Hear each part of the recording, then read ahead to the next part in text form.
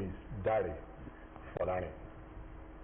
Today, we are looking at the imperatives of research in public relations practice. And I have scholars with me here. Let's welcome Dr. Jamiu Folani, a senior lecturer with Crescent University. Dr. Jamiu Folani, you're welcome to this program. Thank you for having me. Okay. Also with us is an award-winning journalist, a researcher, a scholar, a multiple award winner, James Ojo Adakole. Thank you so much. Thank you for having me. Thanks, James, for coming all the way from Lagos. Thank you so much. So let's start this way. What is research? What does it entail?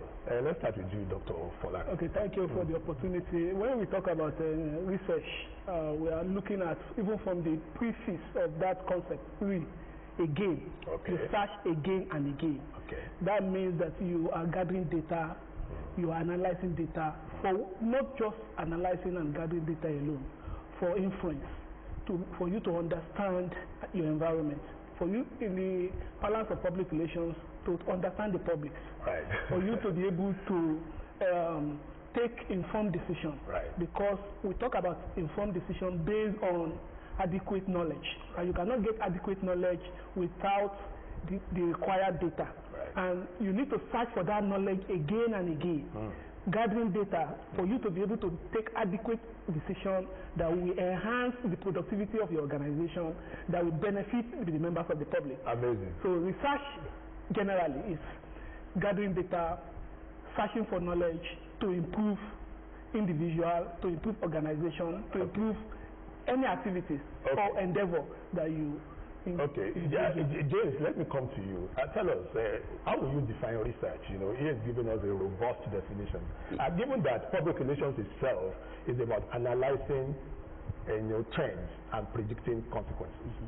Yeah, thank you so much. In the context of our conversation, like you mentioned, research is about analyzing, it's about gathering, analyzing, and interpreting information to make informed decisions. You see, society is governed by decisions. Organizations are governed by decisions. And so these decisions, they have to be empirically backed. They have to be based on empirical findings. And like you mentioned, if you look at the definition of PR from the Mexican statement of 1978, it talks about PR, being the art and science of analyzing trends, predicting consequences, counseling organization leaders, and so how does this come into play? It's rooted in research. You cannot analyze trends, you cannot predict outcomes without research. So research is key to making informed decisions, and that is why across the world there's huge investment going into research every year, to ensure that knowledge is updated, there are new innovations. So basically knowledge is updated. Dr. Folani, research generally by its nature, in PR. Tell us, how do you go about it? What do you do to? Okay, just like you mentioned, the foundation of public relations itself is research. And when you look at the definition given by the Mexican statement, that's the popular definition in public relations that enables us to understand what public relations is all about. So public relations is the art and science. And you cannot involve in art. Art is also a form of research itself. Because for you to be able to understand phenomena, you need to conduct some level of investigation. So then we say it's a science. So the nature of science is that before you come to a conclusion, you must have your evidence. And that's why public relations itself is categorized and defined as art and science. And in art and science of analyzing trends, when you are analyzing trends, it's a form of data you are gathering. In public relations, you cannot practice public relations without analyzing trends, looking at what happened in the past, for you to be able to understand the present, for you to be able to predict the future, and predicting their consequences. And when you look at even the definition itself, predicting their consequences. Because when you analyze trends, for example, in an organization, you are facing peculiar challenge. So let's say hypothetically in an organization that is producing water, and is trying to look at how am I going to maximize my profits. So in the last 10 years, what have I been doing? what is the essence of my profit? Right. What's my relationship with my customer? Right. You need to look at that. That's when you analyze it. What's the relationship and the activities of the competitors? You cannot know all this without conducting research. So when you analyze trends, you are conducting research. Okay. When you not predict their consequences, so your own input, what's the input and productivity? What's the relationship? Right. So you predict the consequences of your own action with your customers. Your customers that have been buying your water, what is are they improving? Are they increasing or not? Okay. So you now cancel organization leaders. Yes. You now from the research I've conducted, I've analyzed our demographics because in research you need to understand your audience. Yeah. In public relations also.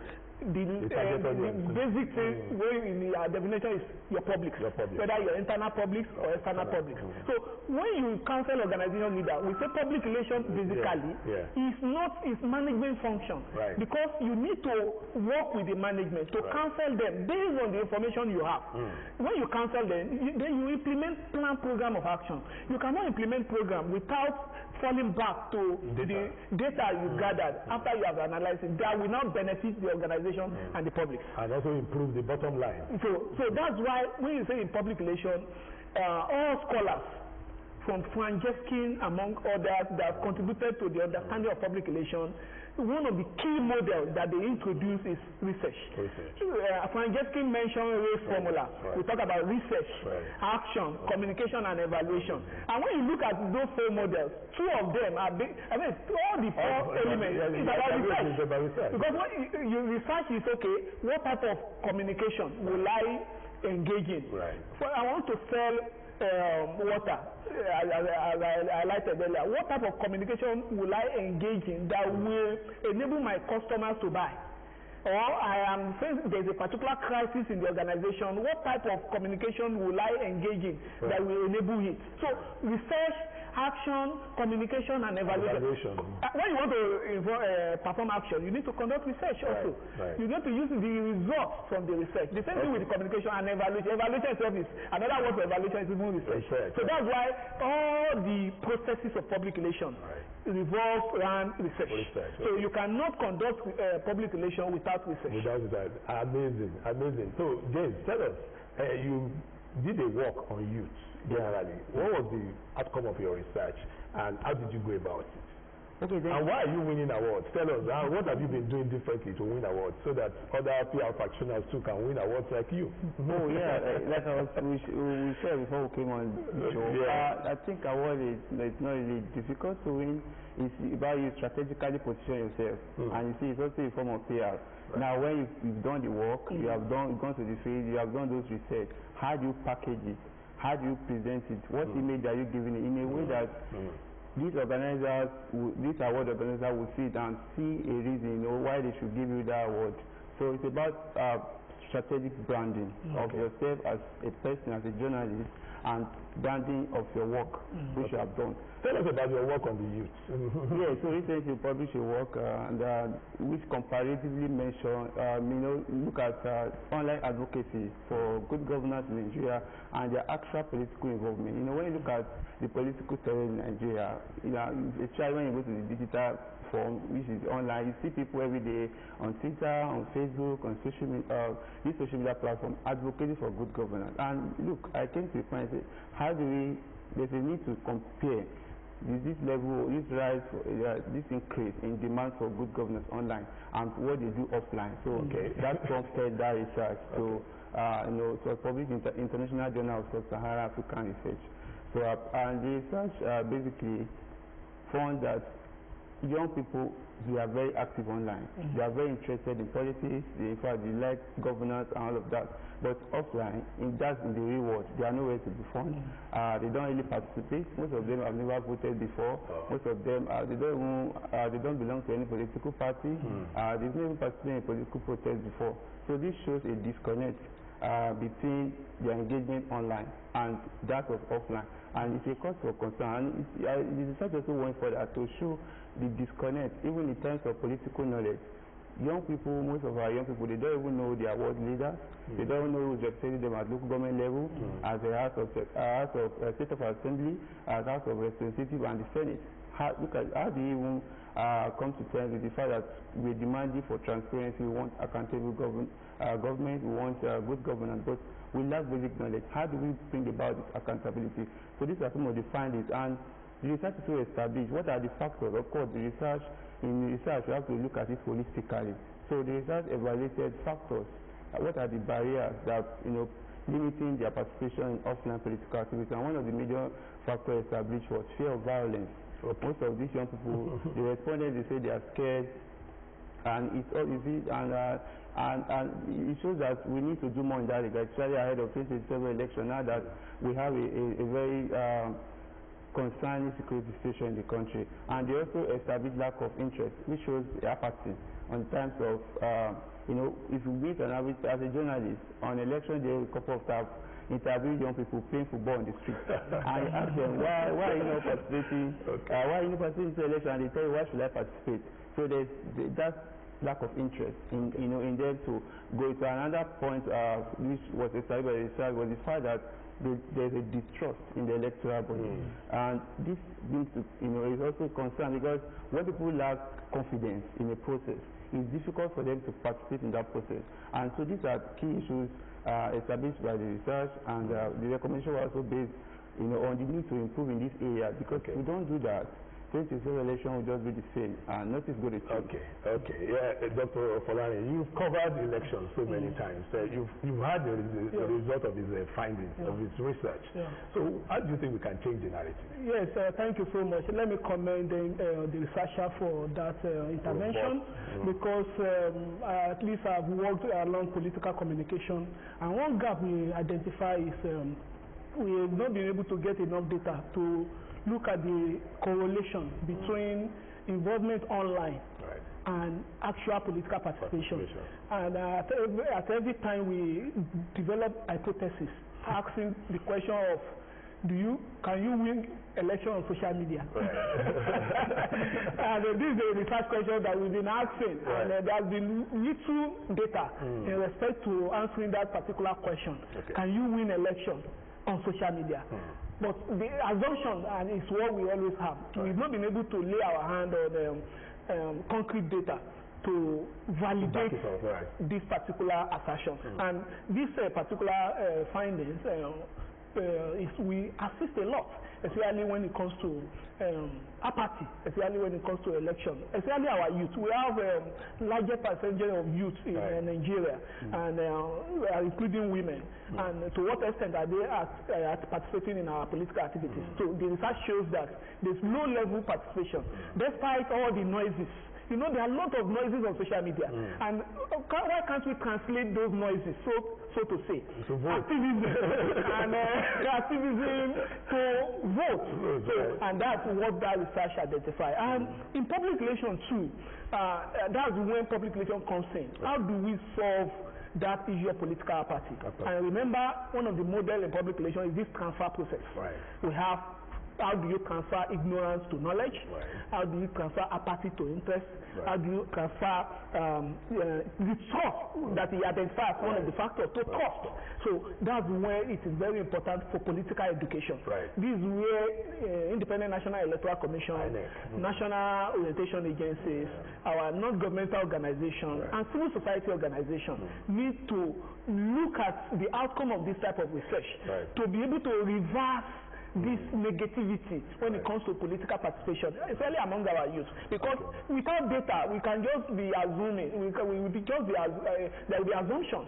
But with this type of data and research, there is need for us to review it so that we'll be able to reverse the trend of apathy when it comes to political participation. And this is where public relations comes in, to use the model of transfer process from apathy to interest, from distrust to trust, from ignorance to knowledge. And with that, we'll be able to reverse. Amazing. Yeah, a trend is that has been happening now in tertiary institutions, unbundling of mass communication. PR is alone now as a course. What do you see about this? Yeah, I think it's a welcome development because these are areas of expertise. You see, for too long, there are too many things packed together under mass communication. I studied mass communication from the University of Nigeria, Nsukka. Lie on it. Yeah. And I tell you, during those years, my specialty was in journalism, print journalism. I love journalism so much, right? But you see, we have to take public relations, we have to take advertising, we have to take all of these courses together. Yeah, there's an argument to it that it's some of give us a solid foundation, to thrive in the profession. But then there's also room for expertise. You see, we are in a world now where our expertise are valued. When you graduate from school, what people are looking for, they are not foundational knowledge. They want already made graduates. I left school and I joined the study. I was second best graduate student in my department. And all these locals gave us automatic employment. The best three graduates, best graduate student. And I joined the Sunday paper in Lagos here.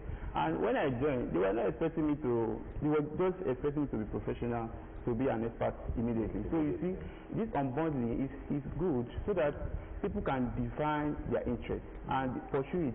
It helps people to align with their area of specialty and their produce. So at the end of the day, we're done producing experts. And I think this is a welcome development because it shows that our educational level is also aligned with international standards. Yeah, if you go to institutions global standards.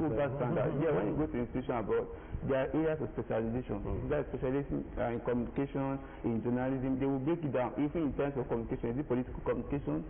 Is it economic communication? So these are very important for us to have an educational system that is up to date, that meets international standards. Okay, Dr. Falani, scholarship is said to be more and more about less and less. Is this a welcome development? Yes, I do have a particular listener that we interact with. Said you major in minor, and you are minor in major. When you look at mass communication at the beginning, we are always described as jack of all trades. And master of all. And we also described as a walking encyclopedia. You know something about everything and everything about something. But with advancement, with knowledge, with research, we found out that there is need for expertise. There is need for specialization. And the world is changing. We have innovations, we have changes in the way we do things.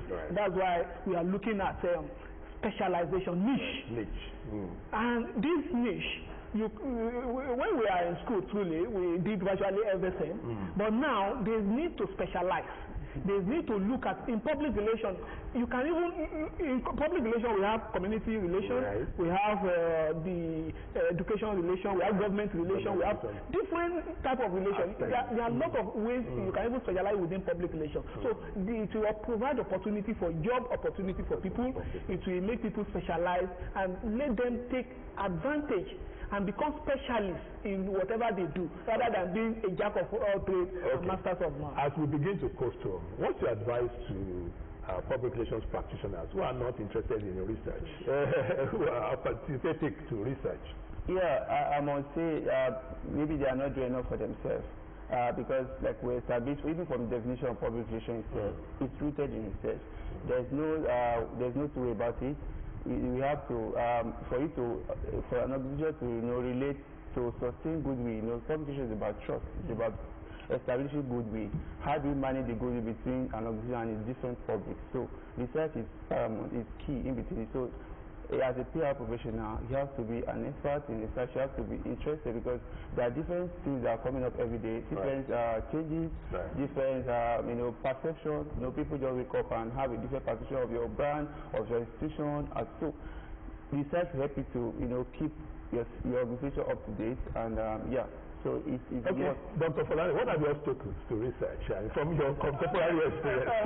The nature of our system in Nigeria, we don't have enough data. And that alone, and there is this apathy and against research.